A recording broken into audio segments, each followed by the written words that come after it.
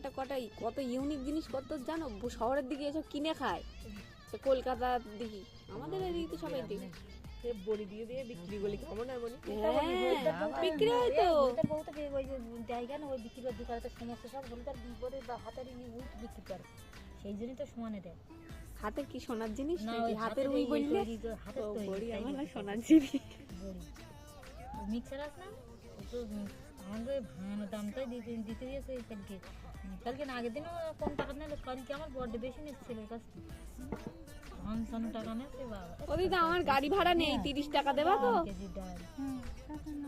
দিদা কথা বলতেন না, টাকা নি 30 টাকা দেবা তো, আমার গাড়ি ভাড়া নেই।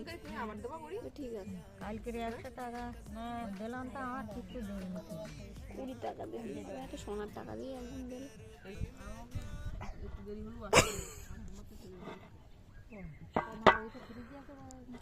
দেখে ফেনা পড়ে গেল,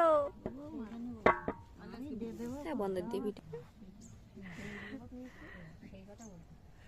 টুকি।